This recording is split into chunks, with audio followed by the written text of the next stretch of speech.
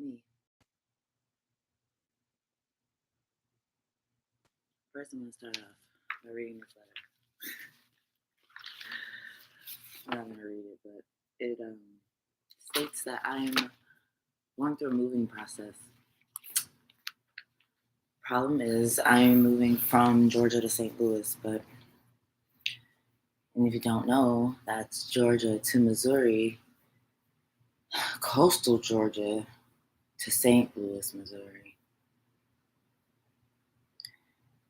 And Holtzman Realty is crazy. I couldn't find myself in a position to review them or recommend them in the future and have it be so. They don't care about people. They care about money. And like any institution or business or organization, within you may have a kind-hearted person or someone that does care about people, but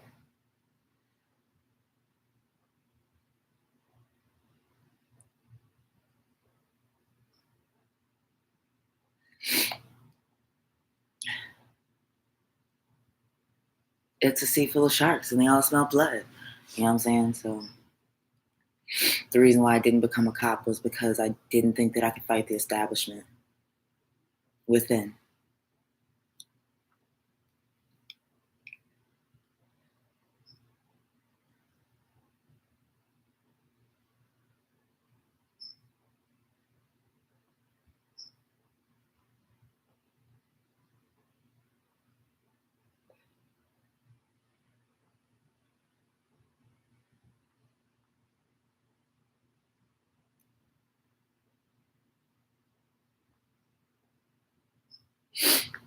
So I'm not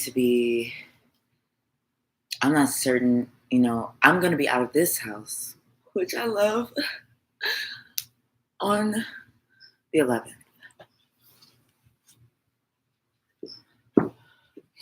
Oh, yes.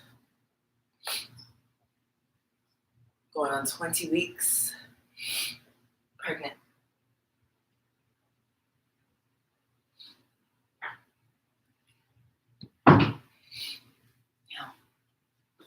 But that's not what this video is. This video is Hidden Passions. That's it. It's probably a pregnancy zit. I really need to start a pregnancy blog. All right, we're at 308. Good. My baby's gone. Oh, my baby's gone.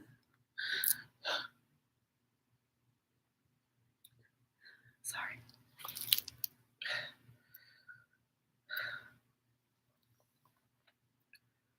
Just give me a moment to regain my eyesight.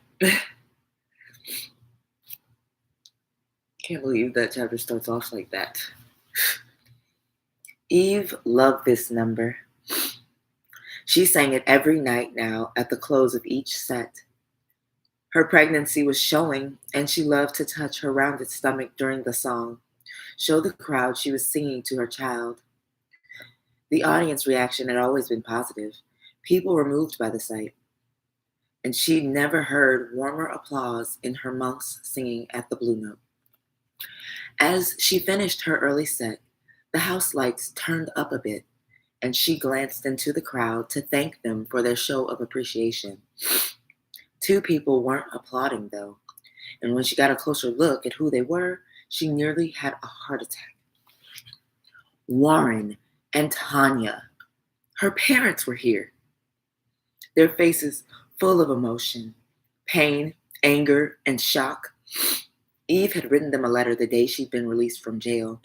It explained everything that had happened to her: the drug addiction and arrest, her expulsion from Radcliffe, and her pregnancy by a white man who'd since disappeared from her life. But she had never sent it. She simply wasn't ready to face them. With a shaking hand, she gestured to them, waving them toward the backstage entrance. She just couldn't speak to them in public. She prayed they'd follow her and not cause a scene. "What are you doing here?" asked Eve as soon as she shut the door to her dressing room, a small cinder block box with nothing more than a standing clothes rack and a battered old vanity.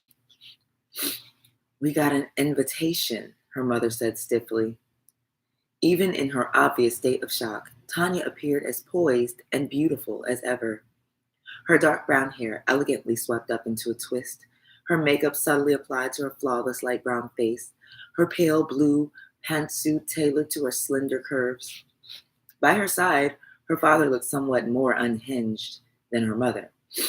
His dark forehead was beaded with sweat, and he reached into the breast pocket of his houndstooth jacket to pull out a handkerchief and wipe it dry. "What invitation are you talking about?" asked Eve. "Who invited you?" "Here, look," said her father, handing her a small white envelope. "It was in our pile of mail when we got back from Brazil last night." It's probably from a freaking crane. Sorry, I just had to open that and look at it just to see if it was like good. It was KFC. There's like KFC over here. Very serious situation. "Dear Warren and Tanya, I cordially invite you both to the Blue Note in Boston to hear its hottest new jazz singer. Her name is Eve." Eve read the strange script, but didn't recognize it. Couldn't imagine who would have written such a thing. She was horrified. He stopped for a martini. "Tabby's handiwork, as you recall." "Eve, how could you have done this to us?" asked her mother. "Yes," agreed her father. "I just don't understand all this. We worked so hard to raise you right. All the privileges we've handed you to allow you to achieve great things, to have a bright future, to live an exemplary life. And this is how you put those advantages to use?" agreed her mother. "How could you do this to us, to yourself, singing in this awful place? And Eve, whose baby are you carrying?" "I know you're angry," pleaded Eve, "but try to understand. I'm on track again. I've made some mistakes, but I'm getting counseling now. I'm going to go back to school, and I'm going to be a good mother to this baby." "Oh my God, Warren." "Calm down, Tanya, calm down. Eve, who is the father of your child?" asked her mother a second time. "Are you married to him?" Eve slowly shook her head. "Are you getting married?" Eve looked down. "I don't know. He's been in Europe all summer. When he comes back, we'll figure out what to do." "Oh, Eve," her mother sighed. "I am so disappointed in you. So disappointed." "We both are." "We both are," agreed her father. "I'm sorry, mother, father. I really am. I made a wrong turn, okay? I admit that. But I am getting back on track. Like I said, I just don't know what else to say. I'm so shocked to see you." "You're shocked," exclaimed her mother. "I mean, I wasn't ready for this. I don't know what to say to you. Say you'll give up the child." "Give it up?" repeated Eve, incredulous. "Yes, honey. We can arrange for you to talk to someone at an adoption agency immediately. So many couples want babies, Eve. You know that." "Mother, that was never an option. Once I decided to have it, I promised myself that I would protect it, love it. This little life is a part of me now." "Eve, dear," said her father gently, "you don't even know if the father is coming back. Now calm down and listen to reason. Your mother and I are prepared to forgive you for a lot, but there are some things that we cannot allow." "Allow?" "Eve, this is beyond what we're prepared for tonight," admitted her mother. "But still, your father's right. We could never approve of you raising an illegitimate child." Tears spilling from her eyes, Eve shook her head. "I don't care what you approve, what you allow. I'm sorry if I've hurt you, shocked you, but I won't give up my child. I won't." "Then we have nothing more to say to you," said Tanya stiffly. "When you decide to give the child up, call us." Eve noticed Tanya giving a meaningful glance to her husband, the signal. Eve instantly saw what her mother was doing. This was exactly how she and her father had treated her as a little girl. They were going to pressure her by withholding their help, support, and even their love until she gave in and did what they wanted. "Goodbye now," said her father. "We'll be waiting for your call." "Then you'll be waiting a very long time," she whispered as they walked out the door, "because I'm keeping my baby." Like a sleek predator, the black Jaguar pulled out of the crane's 10-car garage and prowled down the estate's wood-lined drive. Headlights burned through the night as they reached the bottom of Raven Hill, then turned onto the coast in the direction of Boston. Beyond the wheel, behind the wheel, Julian smiled. He hadn't a care in the world. Ivy had accepted his proposal, set the wedding date, and earlier today had even had a shower thrown for her by all her little sorority sisters. That shower alone told Julian his mission was accomplished. Ivy would be publicly mortified if the wedding didn't go off now, and Julian knew after 2 months of dating that girl that her prideful reputation with her sorority sisters was her Achilles heel. It's a lock, thought Julian, speeding through the dark twists and turns of Coast Road. Eve, darling, here I come at last. When Julian arrived for the Blue Notes' last set, however, his high spirits immediately plummeted. Eve was on stage, beautiful, radiant as ever, and singing a melancholy blues number, My Baby's Gone. The crowd sat in awed silence, more than one of them obviously choked up by the performance. Behind the microphone, Eve's hands ran over her rounded belly as if she were singing to the baby she was quite obviously carrying. When she finished, Eve thanked the audience without even looking at them, then stepped from the stage and headed straight for the dressing room. Stunned, Julian took a back booth and sat there alone, unsure of what to do next other than order a pitcher of martinis. An hour later, Eve had not reappeared. He wanted her to, he realized. She was carrying his baby, and he was terrified. His first impulse was to do the right thing. It was his mother's voice in him. Julian knew, just calm down and remember how much you care for her. It will be okay. Once you talk to her, this won't seem so terrifying anymore. Just ask her what she needs from you now. How you can help her.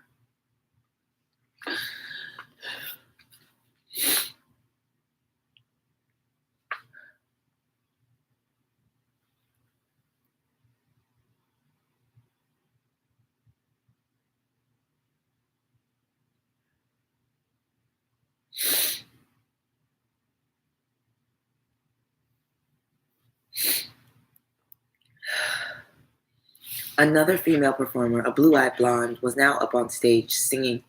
Julian had seen her here at the Note before, knew she was a friend of Eve's, but for the life of him, he couldn't remember her name. He felt her hard eyes find him halfway through her set. Song after song, she continued to stare at him with an increasingly uncomfortable intensity. When she finished her final number, she'd barely taken the time to thank her audience before she was barreling toward the back of the room, straight to Julian's booth. You got my friend pregnant, you lowlife, she accused him without preamble. So just what are you going to do about it? Julian was pretty drunk now, and he had never liked this brittle singer much. With her cornering him like this, all he could think to do was raise the standard shield of Crane disdain. Back off, he told her. How do you know if it's mine, anyway? For a moment, the rage in the woman's eyes made Julian certain that he was about to take a blow to the face, but she didn't hit him.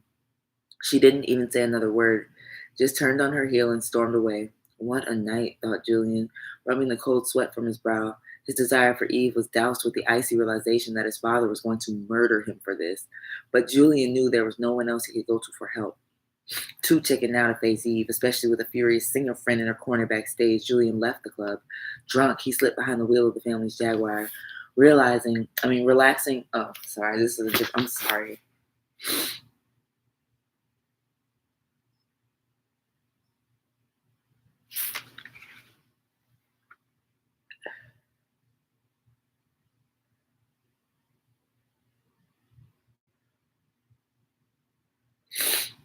I'm sorry. I'm out of sorts, to say the least. Relaxing in the Crane's mansion library, Alistair Crane heard the doorbell ring. Soon after, loud voices and scuffling. When he reached the front door, Alistair found a tall, broad-shouldered police officer escorting his son inside. Chief Bennett, what brings you to my door at this hour? Alistair asked with a cool, calm, and raised eyebrow. Is Barbie Jones not airing this evening? Your son brings me here, Mr. Crane, replied the chief with a stone-cold gaze. Clearly drunk, Julian slurred his greeting. Hello, father. Pulled him over on the coast road. His car was swerving, but he didn't appear to run over anyone. Not tonight, anyway. Is that so? Asked Alistair. Yes, that's so, answered Chief Bennett with barely contained fury. Tonight, he only managed to get caught driving while intoxicated. Well, bad judgment does happen on occasion with youth, does it not? Responded Alistair, now staring hard at his son, who had collapsed into an antique chair. Ben Bennett eyed Julian with barely veiled disgust. This was the first time he'd driven his police cruiser to the mansion since last month when he'd come here to investigate the Russell accident.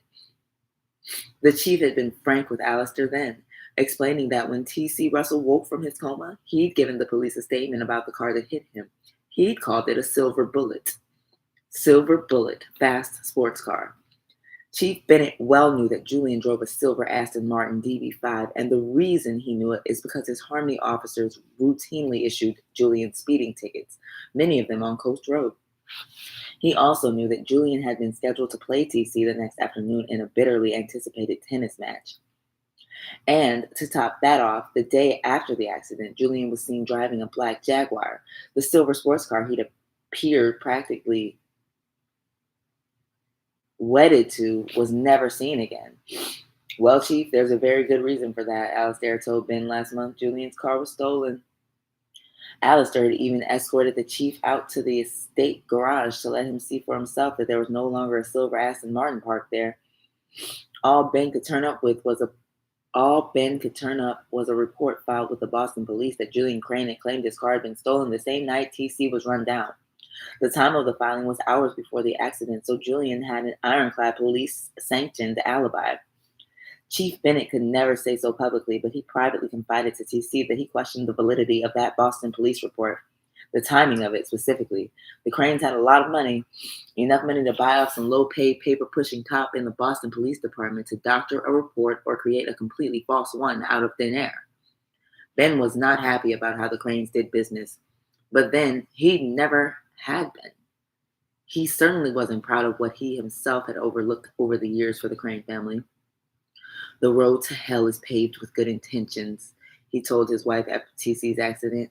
I look the other way for the security of my livelihood, the welfare of my family, but I won't do it this time, even if it means my career. His wife had agreed. She'd wholeheartedly supported Ben's trying to find evidence against Julian, but Ben had hit dead ends everywhere he turned. Julian Crane is a spoiled, reckless, dangerous brat, Ben had told his wife in frustration one night. Like his father, he's a man without a conscience, and he likely treated T.C. Russell the same way any predator would an encroaching competitor. He ran him down without a hint of remorse, without even looking back. Yeah, Bennett wanted to nail Julian, but he couldn't make a case that would stick in court.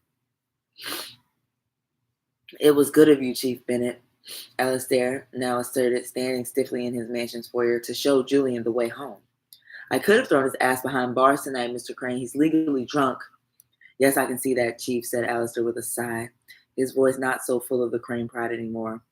But I'm betting you'll straighten him out better than I could. And you'd bet right, assured Alistair. The men stood silently facing each other for a long moment. Then Alistair gave the chief 2 words he knew the chief was waiting to hear. Thank you. Chief Bennett nodded. You're welcome. When the chief departed and the front door closed, Alistair turned to face his errant firstborn. You realize, of course, Julian, that I'll have to up the Harmony Police Department's annual budget for this. Julian cringed. Now, son, let's go into my study and discuss what in the world could have led you to become so very reckless this evening.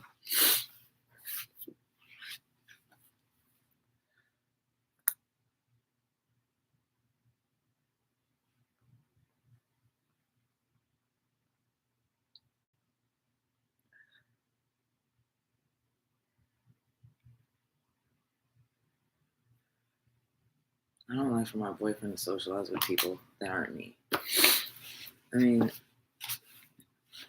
I don't know how to say that in another way that doesn't make me sound like a crazy psycho bitch. I'm not a crazy psycho bitch. This is a public video. It took less than 20 minutes for a drunken Julian to pour his heart out to his father. By the end of it, he was a defeated ball of sniveling flesh. Seems to me, my dear boy, that you are in a great deal of trouble. I mean, in my experience, desperate women do desperate and even dangerous things. This Eve Johnson might do almost anything to you. Alice theorized to Julian, making him squirm even more, and hoping to heaven this night would put Julian under his thumb for years to come. What, father? What do you think she might do? Oh, well, blackmail, lawsuit, who knows? Maybe even hire some nightclub Johnnies to perform a strategic act of, well, violence. Julian gasped. We'll have to buy her off, of course, continued Alistair, trying to keep a straight face. I'll put my private detective on it. Just stay away from her, Julian. That's your only hope. Scared witless by his brush with death as much as by his tyrannical father's terrifying theories, Julian was all too ready to agree. After Julian departed, Alistair picked up the phone and dialed a familiar number. Wilkie's. Julian finally knows. Good God, it took long enough. I swear. I don't know how to raise such a fool for a son. I can see I have much more work to do on him.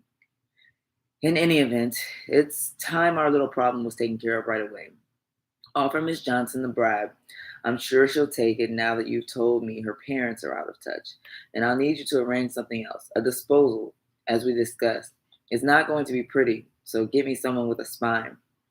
Watch the girl closely, and remember, when the time comes, she should never once doubt that her baby simply expired of natural causes. Given her intake of drugs and alcohol during the beginning of her pregnancy, that's not a stretch. Hanging up the phone, Alistair sighed. Odds were that his heartless plan wouldn't have to be implemented. Even under the best of circumstances, he doubted Eve Johnson's little bastard would live long enough on its own to take a breath in this world. God, that was harsh. So now we're on chapter 28 of Hidden Passions. And maybe the next time I'll be reading that will be in St. Louis, Missouri.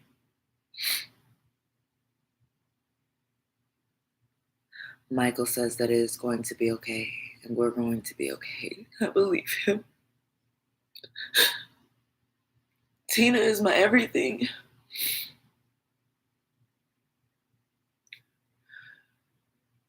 Lord have mercy. Thank you for listening. Tabitha Lennox is someone with a spine, but I don't think they're going to give this baby up for adoption. I mean, I don't think that they're going to kill this baby so much as give it up for adoption. And it'll just be the biggest secret she could have.